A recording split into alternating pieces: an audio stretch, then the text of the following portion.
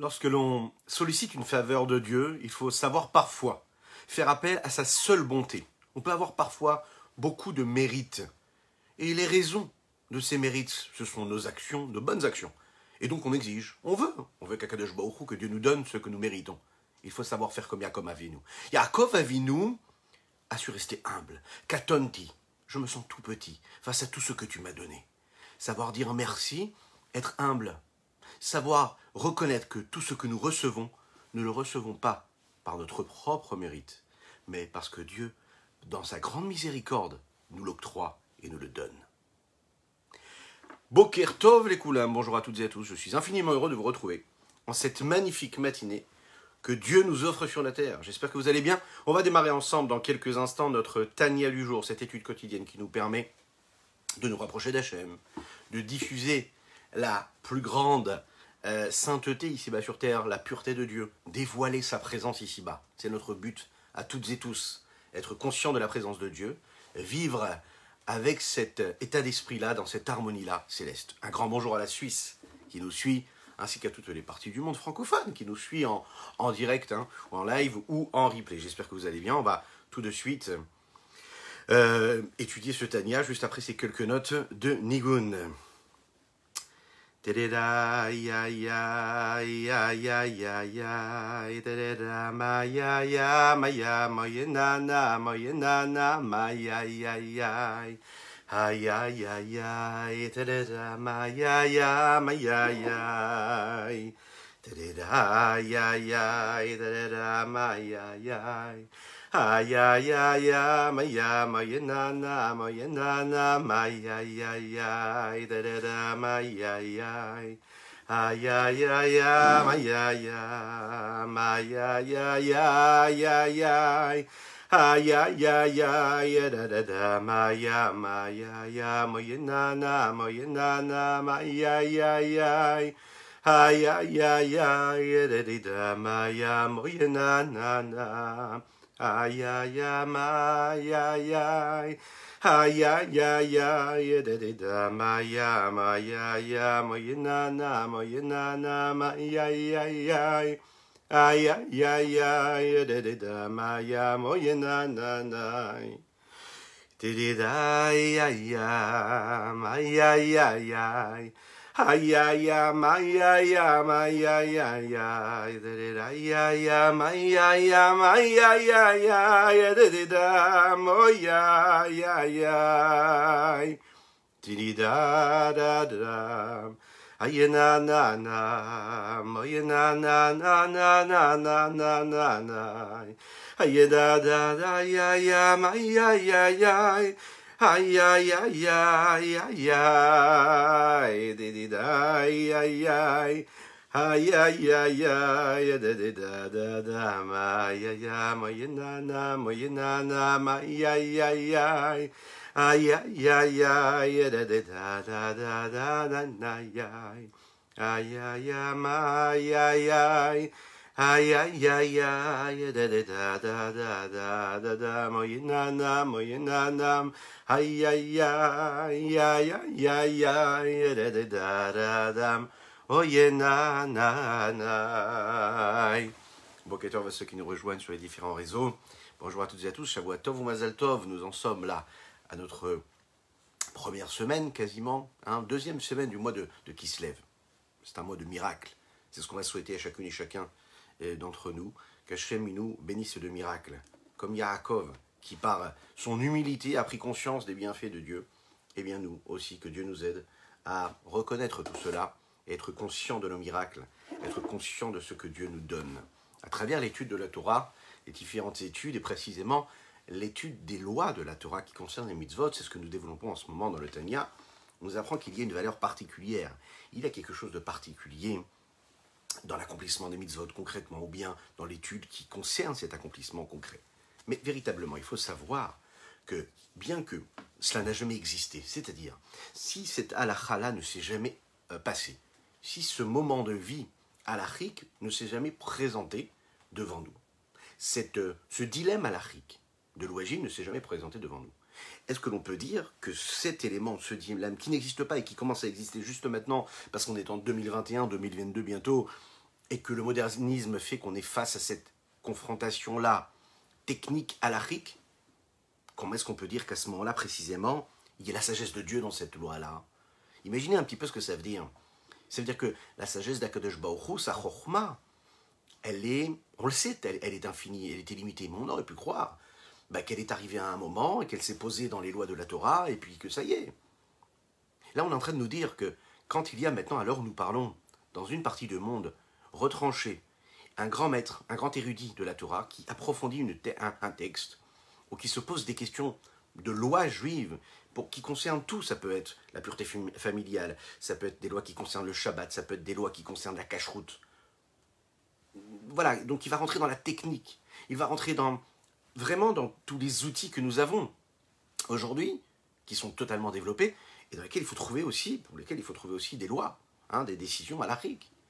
Et là, on est en train de nous dire, mais tu sais, au moment où l'idée lui vient à ce grand maître, ce sage, de prendre telle ou telle décision, de dire ça c'est permis ou ça c'est interdit, eh bien là, à ce moment, c'est une fulgurance de sagesse de Dieu qui se manifeste. Ça, c'est très intéressant.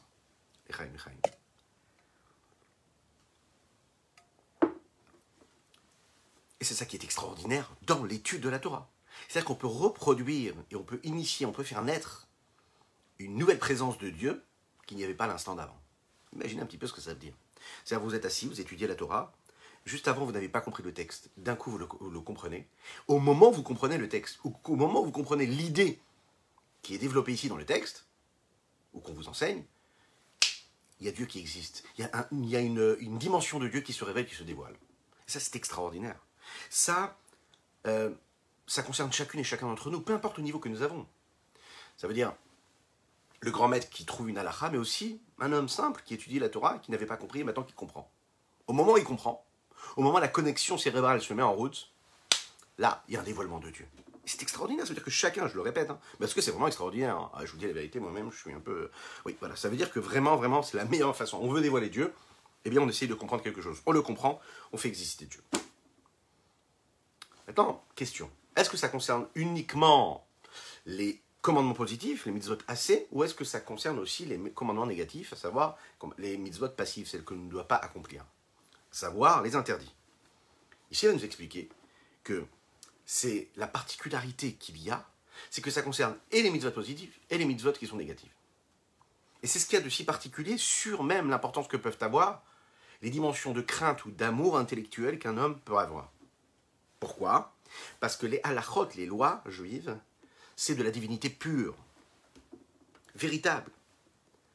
Alors que l'intellect qui éprouve du sentiment, c'est-à-dire qui génère du sentiment, et qui même quand il est seulement intellectuel et qu'il est froid, et qu'il a ce sentiment de crainte ensuite, et même quand ce n'est pas arrivé au sentiment, mais que ça reste une notion de crainte ou une notion d'amour intellectuel, ça pourrait nous paraître très élevé, très raffiné, très divin. Le Tanya va nous le dire ici, ça n'en reste pas moins une forme de créature. Ça veut dire que quand intellectuellement il y a une notion de crainte, c'est de la crainte qui a été créée à un moment. Et dès l'instant où c'est quelque chose qui est créé, c'est quelque chose qui est extérieur, si on peut s'exprimer ainsi, à Dieu.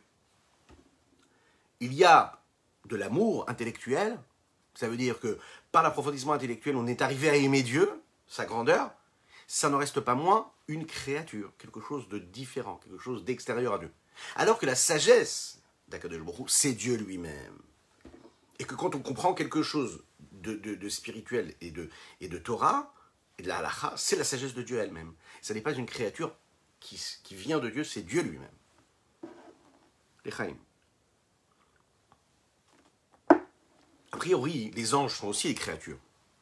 Et l'amour et la crainte intellectuelle qu'ils éprouvent vient de quel niveau? Du niveau de Nefesh ou du niveau de Ruach. Comme nous l'avons expliqué un petit peu plus haut, que les séphirotes qu'il y a dans les différents mondes, Bria, Yetzirah et Siya, il y a différents niveaux de l'âme qui se révèlent là-bas, dans ces mondes-là. Nefesh, Ruach, Neshama. Leur Neshama, leur âme, c'est de la divinité. C'est-à-dire la dimension Neshama, la plus haute. Mais ensuite, il y a quoi? Il y a Ruach et Nefesh. Nefesh et Ruach, en partant par le bas, qu'il y a dans les séphirotes, elles sont considérées comme des dimensions créatures, extérieures à ce qu'il est. Maintenant, la Neshama, le niveau de Neshama, ouais. Ce niveau de Neshama, les malachim, les anges, eux, ne peuvent pas le saisir. Pourquoi? Parce que nous l'avons dit, la dimension de Neshama, c'est de la Elokut, c'est de la divinité pure. L'ange, lui, c'est peut-être de la divinité, mais c'est une divinité qui est créée, qui a donné naissance à quelque chose d'extérieur à la divinité elle propre. C'est une divinité habillée, si on veut, qui a pris forme dans un réceptacle, qui n'en reste pas moins spirituel puisque c'est un ange, mais qui est considéré comme un nivra, comme une créature. Quand le malach, quand l'ange saisit, réussit à comprendre, à saisir quelque chose, il arrive à atteindre le niveau de nefesh et de ruach, il arrive à déceler et à saisir ce qu'il y a de créer en ces niveaux-là. Et c'est de là que lui vient cette crainte ou cet amour pour Akadosh Baruch Hu. Il en ressort donc que quoi? Que la crainte et l'amour intellectuel restent toujours, que ce soit pour l'ange ou pour l'homme, une forme de créature. Et non pas de la Elokut proprement dit, c'est-à-dire de la divinité pure.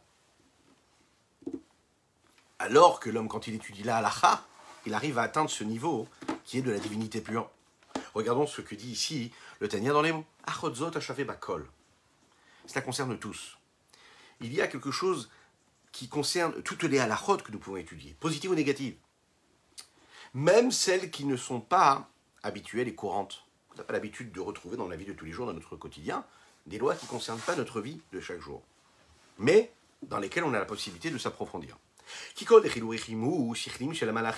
Toute forme de crainte ou d'amour qu'il y a, qui est intellectuelle des anges, c'est considéré comme des créatures du néant à l'existant ex nihilo. Elles sont à un niveau de révélation, de dévoilement de nefesh, de roi, comme nous l'avons dit, des différents mondes qui sont Bria, Yetzira, Asiya. Ça veut dire que ça n'est pas de la neshama, ça n'est pas une âme, ça n'est pas de la divinité pure. Pourquoi est-ce qu'il le précise ici? C'est intéressant. Ça veut dire qu'ici, il a envie de nous rappeler une chose, que l'essence même de l'amour et de la crainte, quand c'est ressenti, même si ça reste une notion intellectuelle, même si ça fait bizarre de le dire, un ressenti intellectuel, ça veut dire quelque chose qu'on éprouve intellectuellement. S'il y a quelque chose qui est éprouvé, c'est quelque chose qui a été créé en fait. Donc on n'est pas dans l'essence, on est quelque chose d'extérieur, une projection. Les chaim. Aval praté ha halachot, tous les petits détails qu'il y a dans les lois, dans chaque mitzvah, en amshachot chochma ilaha, de ha ma'atzil barucha mulubeshet b'geshmiyut, ce sont donc la continuité, l'attirance de cette sagesse suprême d'Akadosh Baruch Hu, de celui qui donne, qui s'habille dans la matérialité du monde, c'est-à-dire dans les sujets matériels dont il est question dans toutes les lois que nous sommes en train d'étudier. Comme par exemple, quand on va nous dire, voilà celui qui échange une vache avec un âne. Ça nous paraît totalement banal, mais oui, il s'agit de cela. Dans les grands traités du Talmud, pendant de longues pages, des centaines de pages, on va parler de ça. Et comprendre quelle est la loi juive ou pas. Bon, on est dans quelque chose de très matériel, a priori quelque chose de très grossier, mais là, on dit que Dieu s'habille lui-même à l'intérieur de cela. Via al-Bashazou, cette façon-là, donc qu'il a de se revêtir de ça, de s'habiller à travers ce réceptacle de la matérialité. Quand on nous dit que la sagesse suprême de Dieu s'habille dans ces sujets matériels, elle n'est pas comme la sagesse suprême qui s'habille à travers l'intellect qui ressent, ou l'intellect qui a cette notion-là de crainte et d'amour de Dieu. Même si ça peut nous paraître beaucoup plus subtil, beaucoup plus raffiné, on nous dit ici qu'il y a quelque chose de très très fort dans la halakha, la loi, qui peut nous paraître grossière et matérielle. Parce que dans chaque créature, il y a ce que nous appelons une dimension de Chochma Ilaha, c'est-à-dire une sagesse suprême de Dieu, qui s'y habille. Pourquoi? On le dit tous les jours, vous savez, Kulam Bechochma Asita. Akadosh Baruch Hu, il a fait tous et toutes avec la Chochma. Ça veut dire que chaque élément du monde, chaque chose, chaque être humain, il a cette Chochma-là. Kulam Bechochma Asita. C'est une sagesse supérieure, suprême. Alors on pourrait se poser la question, on se dit, mais je ne comprends pas. Je n'ai pas l'impression de voir la sagesse de Dieu dans quelque chose d'aussi banal que l'échange d'un âne avec une vache, ou de l'inverse. Et là on te dit, non, tu sais, c'est la sagesse de Dieu qui est dedans. Mais pas seulement la sagesse de Dieu, la sagesse suprême de Dieu. Quand on parle ici d'amour et de crainte intellectuelle, il y a le fait qu'elles viennent de l'intellect et de la chokhma. Donc a priori, il y a une connexion directe avec la notion de sagesse et de discernement. Maintenant, on sait que toute notion de sagesse, qui existe ici-bas sur Terre, vient de cette dimension de Chokhma Ila, qui est la sagesse suprême, la sagesse supérieure de Dieu. Parce que toute forme de sagesse a une racine, a une source, et cette source-là, c'est celle de Dieu, d'Akadosh Baruch Hu. Donc quand ça vient de la sagesse suprême, et que ça s'habille à travers chaque élément du monde, chaque sagesse de chacune et chacun d'entre nous. Ça se traduit par un intellect qui va ou avoir une idée intellectuelle de ce qu'est l'amour de Dieu ou de ce qu'est la crainte de Dieu. Des atam, là-bas, dans la sagesse supérieure de Dieu, qui s'habille dans l'amour et dans la crainte intellectuelle. Allez-vous, shuma'alim ou mastir les gamrés. Le vêtement, le réceptacle, c'est-à-dire l'intellect qui a cette notion-là d'amour ou de crainte intellectuelle, va voiler, va cacher, va quelque part estomper à nos yeux cette sagesse suprême. C'est un peu comme, si vous voulez, le voile de ce que produit la terre matérielle et physique dans laquelle nous vivons. Les gabé chokhma ilam ba par rapport à la sagesse suprême qui y est habillée. Comme nous le disons tous les jours, kulam be chokhma asita. David Amelech le dit, toutes les créatures ont été créées be chokhma avec la sagesse. De quelle sagesse nous parlons? De cette sagesse supérieure qui est habillée dans cette terre-là, matérielle, physique, grossière.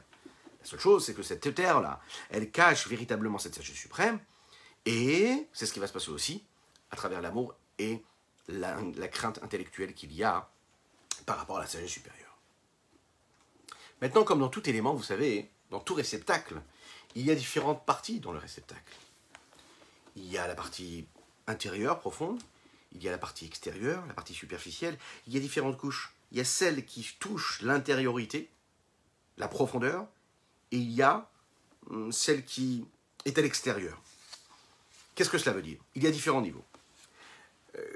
Quand, par exemple, on nous dit ici que la terre cache, voile la Chormaïla, la sagesse suprême, ça se traduit comment? Il nous dit ici comme ça. Alors,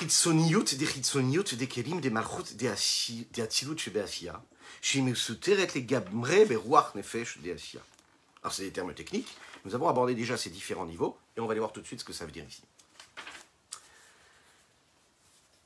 Il y a la partie extérieure et la partie extérieure superficielle de ce qui est déjà extérieur, du réceptacle. Le réceptacle, il est là, il reçoit une lumière. Il a sa partie profonde et sa partie extérieure. Dans la partie extérieure, il a l'extérieur de l'extérieur.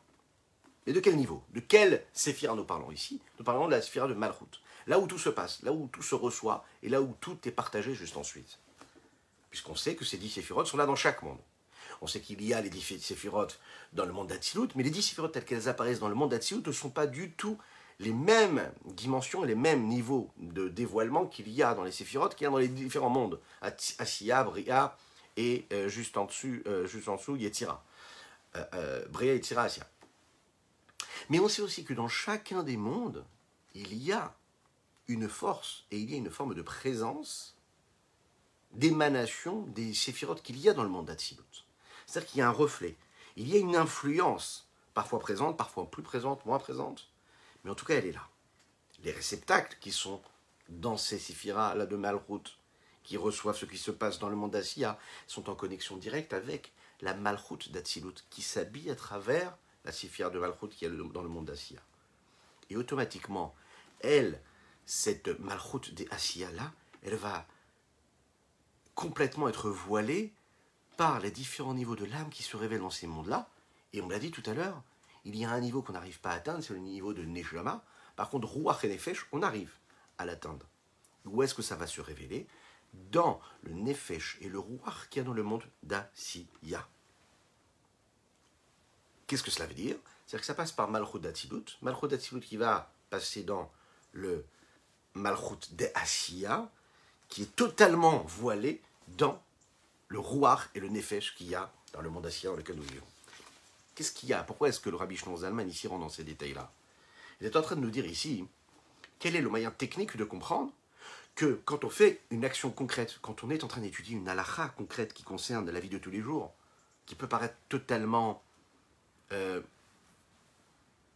insignifiante, totalement en connexion avec quelque chose de, vous savez, de banal, de concret, de matériel.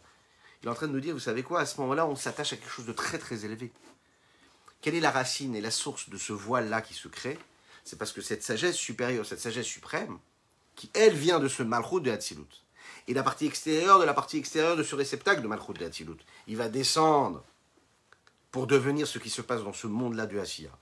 Mais ce niveau-là se cache complètement dans le Nefesh et le Ruach. Alors pourquoi Nefesh et le Ruach? Pourquoi ce niveau de l'âme? Parce qu'on l'a dit tout à l'heure, le nefesh et le ruach, c'est ce qui peut être exprimé à travers leur forme de créature. Et dès l'instant où il y a une créature, il peut y avoir un cadre, il peut y avoir un réceptacle qui va recevoir une influence qui est beaucoup plus élevée. Et quand la divinité s'habite dans la créature même, et que cela se fait réellement, de manière dévoilée, alors ça nous paraît dévoilé, mais en fait, c'est la sagesse suprême qui se cache complètement à travers cet élément-là. Il faut savoir aussi que cette forme-là de dévoilement de la sagesse suprême, qui en même temps passe par tout un système dans lequel elle se cache, cette forme de sagesse suprême, c'est ce qui va se passer également dans ce que nous appelons la crainte et l'amour intellectuel. Ce que les malachim peuvent ressentir ou peuvent éprouver. Bien que eux se trouvent dans quel monde? Dans le monde de Bria, qui lui est bien au-dessus de la terre dans laquelle nous vivons, qui est une terre qui est matérielle et grossière, qui se trouve, elle, dans le monde de Ashia. Et il nous dit ici dans les mots. Fechen bebria, c'est ce qui se passe aussi dans le monde de Bria. Im esuteret legamre beruach nefesh, shibrinat nivraim beester ve'elem abore me'anivra. Les malachim qui viennent du monde de Bria, eux aussi éprouvent la même chose. Il va se passer la même chose. Ça veut dire que cette chokhmah, cette sagesse suprême, va se cacher complètement et se voiler à l'intérieur de Ruach et de Nefesh, du monde de Bria. Et à ce moment-là, Ruach et Nefesh de Bria, eux, sont à un niveau de créature qui se crée et qui, en réalité, cache et voile ce qu'il y a à l'intérieur, à savoir le créateur, qui, le créateur, lui, se cache et se voile dans la créature. Et donc, ce voile-là, c'est quoi? C'est l'expression même de cette sagesse supérieure et suprême qui se voile à travers cet amour et cette crainte intellectuelle, mais qui ont pour source et racine le monde de Bria, qui est le monde du saisissement et de la compréhension. L'Echaim, l'Echaim, l'Echaim. Machéin Kena halachot, ce qui n'est pas le cas des halachot. Qu'est-ce qui se passe avec les halachot? Les lois que nous étudions. Il n'y a pas de voile, on ne se cache pas. La chokhmah, la sagesse suprême dans les lois que nous étudions, ne se cache pas. On est en connexion directe avec la sagesse suprême d'Akadosh Baruch Hu. Imaginez ce que ça veut dire. Elle ne cache pas du tout. Ou les vouches asiya et le vêtement, ce qu'on appelle ici les vêtements, c'est-à-dire le réceptacle, l'outil, le moyen d'expression matériel, physique du monde d'Asiya ici-bas. Puisqu'on sait que quand on étudie la halachot, elle parle de ce qui se passe dans notre vie à nous de tous les jours, de notre monde à nous. Ou derech ma'avar levad, c'est seulement un moyen de transmission, un passage. Elle passe à travers le monde d'Asiya, mais c'est pas ce que nous appelons ici quelque chose qui va engendrer, qui va causer, qui va influencer, qui va abîmer, ou qui va voiler, ou qui va altérer la force suprême qui passe à travers ce vêtement-là, c'est-à-dire ce moyen d'expression. C'est un petit peu, vous savez, comme une personne qui met un vêtement. Eh bien, quand on met un vêtement, en fait, c'est...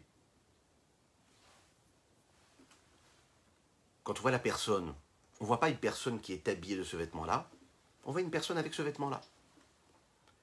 Ça veut dire que le vêtement, il est peut-être extérieur à la personne, mais il devient la personne.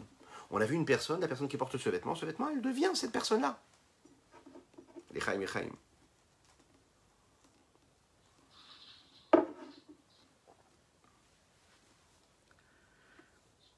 Kemo, beyom tov shechesed ha'atzilut hamulubash legamre, bechesed bria, mechaye olam hazeh hagashmi, al yedei ma'ava chesed isira va'asiya, anikra gamken it lapshut. Pour ceux qui m'ont posé la question en fin de semaine dernière,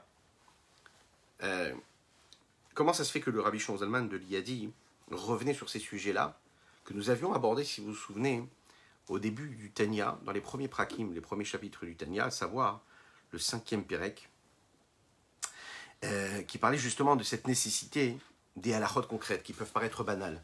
C'est une réponse d'ailleurs, ça peut paraître très éloigné de ce que nous pouvons vivre tous les jours dans notre vie de tous les jours, mais parfois, vous savez, les enfants, les jeunes se posent cette question-là, pourquoi est-ce qu'on a besoin d'étudier des halachot qui sont si éloignés de notre quotidien, si abstraites à ce que nous vivons dans la vie de tous les jours. Alors, par exemple, le Beth Amikdash, on étudie en ce moment dans le Rambam les lois du Beth Amikdash. parfois c'est compliqué, parfois on ne comprend pas tout, on n'arrive même pas parfois à visualiser ce que ça veut dire. On n'a pas malheureusement été confronté à ça, même si notre âme, on est sûr, l'a vécu, et vous rattachez, on va la vivre bientôt, mais parfois on est un peu surpris par ça, et c'est difficile de transmettre ça à des enfants ou à même des personnes qui sont éloignées de ça, qui disent, bon, moi je suis ancré dans la vie, dans le réel, et j'ai l'impression que ça c'est une belle théorie, c'est une belle histoire, mais qui ne concerne pas ma vie, parce que ma vie elle n'est pas du tout confrontée à ce genre de problématiques. Le fait de comprendre et d'insister, et c'est la raison pour laquelle le Rabbi Shlomo Zalman insiste sur ces sujets-là, et souvent on le voit dans les termes, ils jonglent entre eux, ce qui peut se passer dans quelque chose, dans une mitzvah qui peut être totalement matérielle, échanger un âne avec une vache, voilà, quelles sont les lois qui concernent ces choses aussi banales qui peuvent paraître banales dans la vie de tous les jours, et jongler avec ce que les malachim, les anges, ces créatures-là spirituelles qui ont été créées par Dieu, qui seraient dans un monde de Bria, de Yetzira et d'Asiya.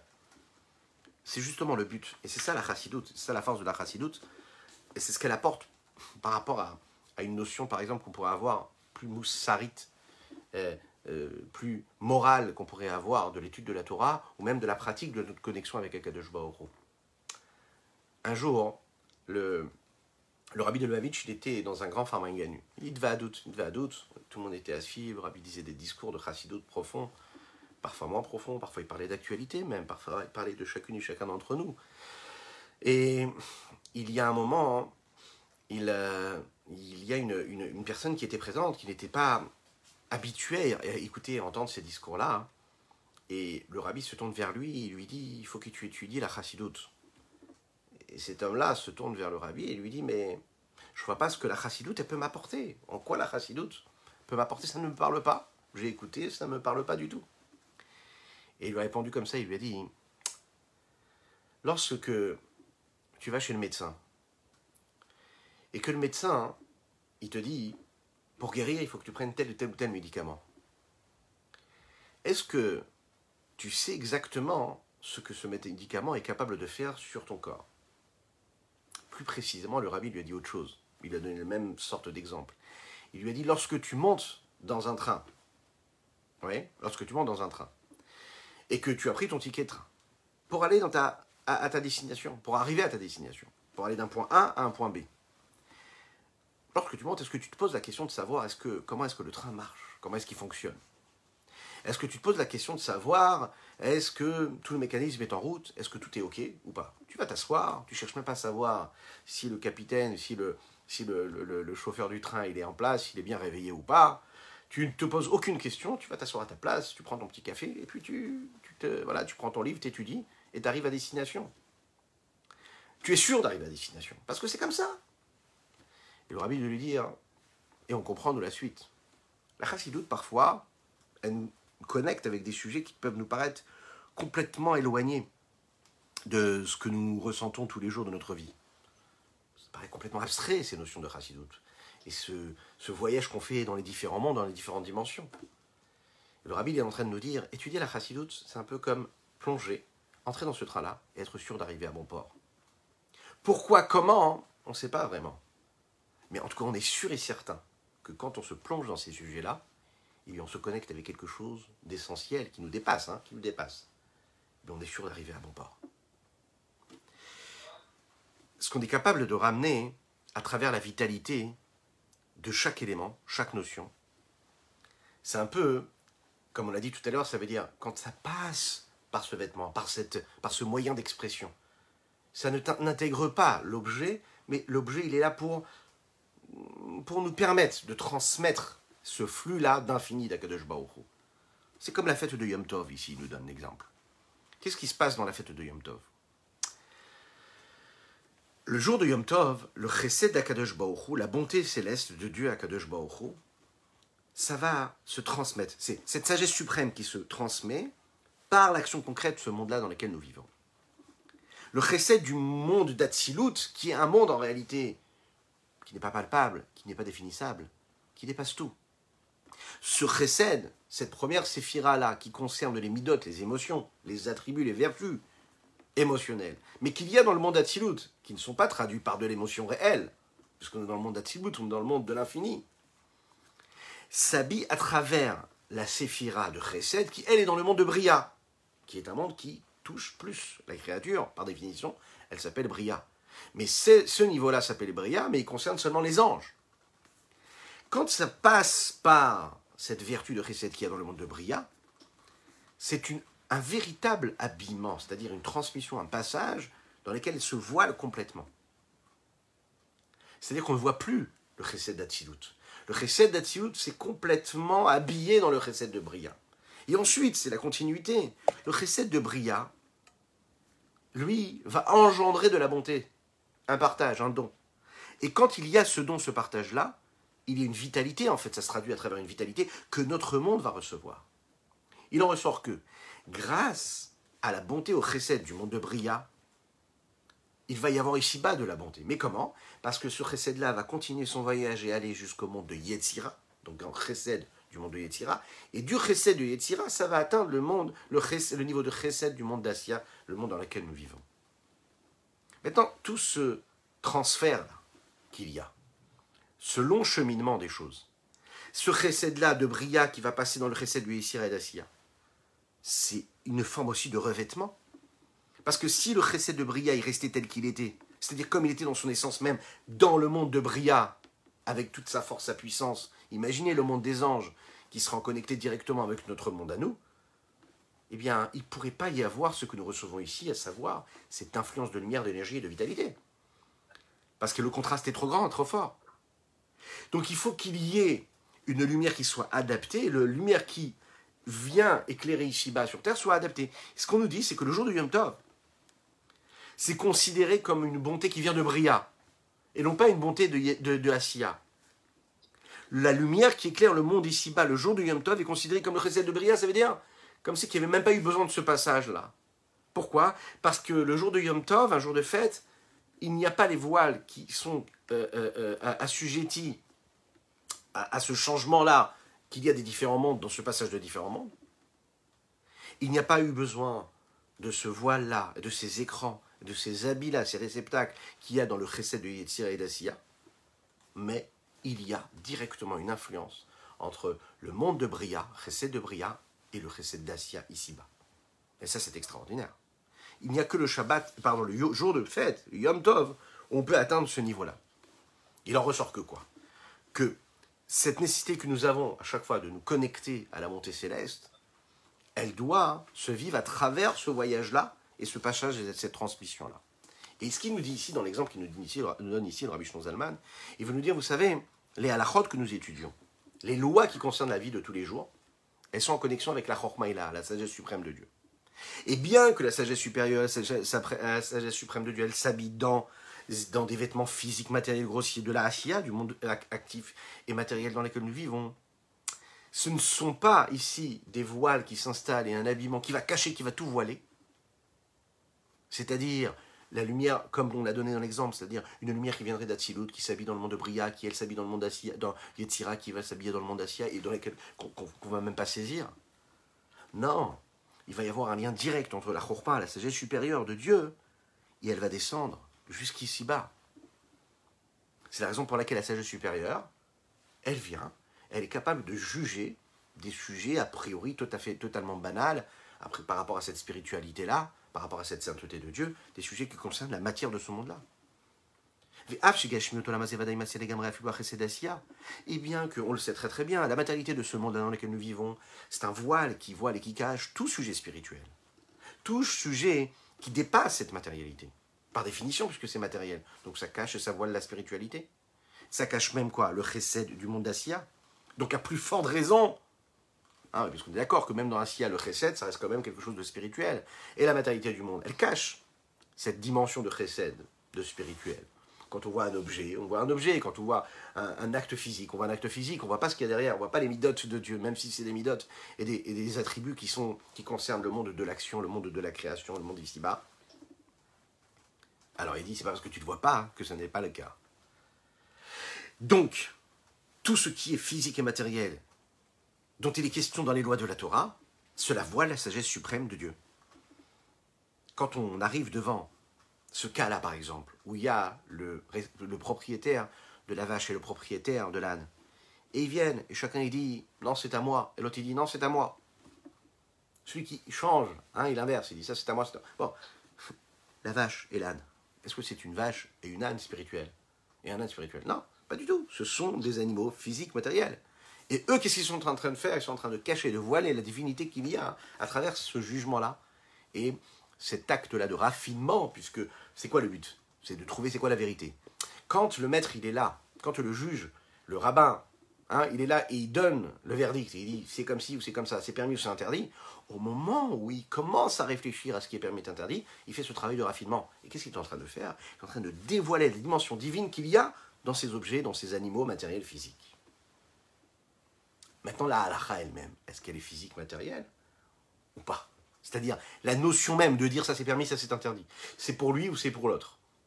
Est-ce que ça c'est physique ou matériel physique? Non, non, ça reste quelque chose de spirituel.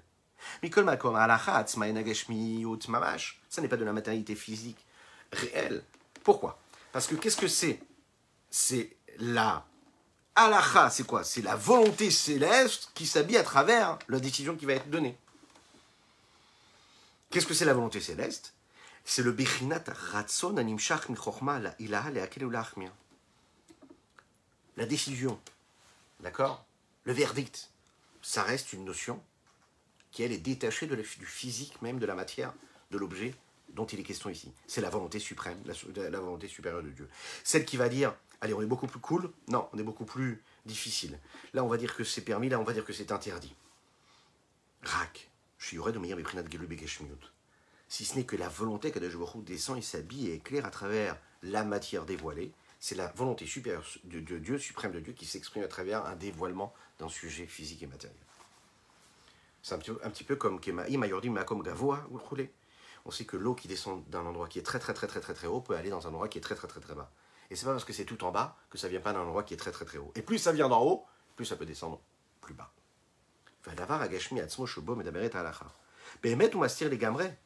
Bien sûr, cet élément matériel physique, dans lequel il y a sur lequel la halakha s'évertue à développer, hein, un raisonnement qui permet d'arriver à telle ou telle conclusion halachique, bien sûr que ça cache véritablement la présence de Dieu a priori, c'est-à-dire pas la présence de Dieu, mais la sagesse suprême. Que moi, Khalif Paravechamor, que les uns que nous avons donnés, Vechen, Bessara Pigoul, Lopigoul Vekacher. Également, c'est ce qui peut concerner les lois qui concernent, vous savez, un korban qu'on devait apporter au Beth Amikdash, qui a donné de la viande, qui, elle, cette viande-là n'a pas été consommée comme il fallait la consommer, au bon moment où il fallait le consommer. A priori, on parle de quoi? On parle d'un sujet qui est physique et matériel, qui parle d'un morceau de viande. Eh bien, ici, à ce moment-là, toutes ces questions-là, entre guillemets, animales, elles cachent quelque chose de très très fort. Elles cachent la sagesse supérieure à suprême de Dieu. Raka alacha be'atzma imata manigle. Ce dont il est question à travers la loi elle-même véritable, ou bien le décret qu'on va donner quand on sera capable par exemple même de donner un raisonnement qui nous permet de tendre vers ce côté ou d'un autre côté. Ça va atteindre sa provenance, ça va venir de ce niveau-là de Malchut, de cette sphère de Malchut, du monde de Bria.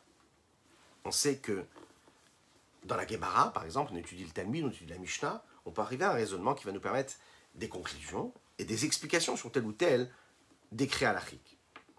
Quand on va, par exemple, arriver à la Mishnah, cela va provenir du monde de Yetzira. Quand on est dans la Gemara, c'est dans le monde de Bria. Pourquoi? Parce qu'on l'a dit tout à l'heure, ce qui nous concernait ici-bas, c'était le Nefesh et le Ruach. La dimension a priori de Neshama était très difficilement atteignable. Le niveau de Neshama. Autrement dit, à chaque fois qu'une personne est en connexion avec une étude de halakha, eh bien, il y a différents niveaux de son âme qui se révèlent, qui se dévoilent. Quels sont les différents niveaux? Nefesh, Ruach, Neshama. Bon, eh bien, Nefesh, Ruach, oui, on peut le comprendre. Neshama, c'est beaucoup plus difficile. Parce que Neshama, nous l'avons dit, c'est le niveau suprême, c'est de la Elokut, c'est de la divinité pure. Ce niveau de divinité de Neshama qui, elle, permet et crée et qui donne la vie à quoi? La dimension de Nefesh et de Ruach qui se trouve dans les trois mondes, Bria, Yetzira, Asiya. She'en Dechilou Rechimu, qui eux sont l'expression même et le dévoilement même de ce qu'est la crainte et l'amour d'Hachem, mais de qui éprouvé parler chez la Malachim, des anges, Vaneshamot et les âmes, leur capacité de comprendre, de réfléchir, de discerner dans la grandeur d'Akadosh Baruch Hu, qui elle suscitait l'amour et la crainte. Tout ça est reçu de façon par un système qui est le Aïn, mais Aïn Leyesh. Ça veut dire tel qu'est chaque créature créée du néant l'existant ex nihilo. Il n'y avait pas, il y a. J'ai réussi à discerner, j'ai réussi à comprendre, j'ai réussi à dévoiler, j'ai réussi à atteindre quelque chose qui n'était pas avant. Et c'est une forme de création. J'ai fait naître quelque chose. L'Echaim. Et on va conclure avec cette idée. Velachen, c'est la raison pour laquelle ce dévoilement de sagesse qui vient par le Malchut, par la dimension de Malchut qui est la dernière séphira qui reçoit tout ce que les autres midot sont capables de lui donner, toutes les autres séphirotes sont capables de lui donner. C'est Malchut de quoi? De Bria, de Yetzira. C'est la Torah que l'on peut concevoir, étudier et saisir dans le monde de Bria ou dans le monde de Yetzira, avant qu'elle descende ici-bas dans notre monde ici-bas, comme cette eau-là dont nous avons parlé, Imarvat Simanam. À ce moment-là, elle épanche la soif de qui? De ces anges-là et de ces âmes qui se trouvent dans le monde de Bria et de Yetzira, Kodem Sherda Laolamazé, avant qu'elle descende ici-bas dans notre monde. Comme Mayordim, comme l'eau, l'exemple que nous avons donné, comme l'eau qui descend. Vegamachar Yarda la Asiya, il est malam,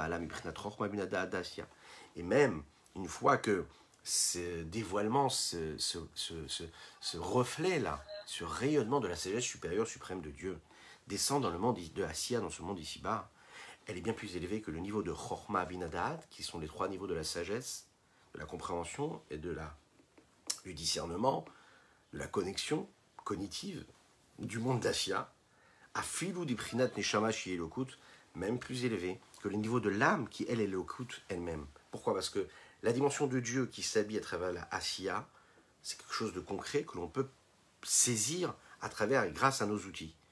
Alors que le dévoilement et le reflet qui intervient dans ce monde par l'intermédiaire d'un reflet de la sagesse supérieure et suprême de Dieu, qui vient dans les lois, c'est une dimension divine de la Elokut pure qui vient du monde d'Atsilut. C'est avec ces termes-là, c'est avec ces idées-là que nous allons nous quitter pour le moment. Et on se retrouve très très très bientôt pour continuer nos aventures, à savoir développer Bezrat Hashem, le Tanya du jour. Je vous souhaite une excellente journée, une excellente semaine. Shavua Tov à toutes et à tous. Je vous invite à partager, à liker et commenter. C'est très très très important. Vous aurez le mérite de partager cela et bien sûr d'inspirer d'autres personnes qui étudieront ces notions-là. Je vous souhaite plein de bonnes choses et Shavua Tov.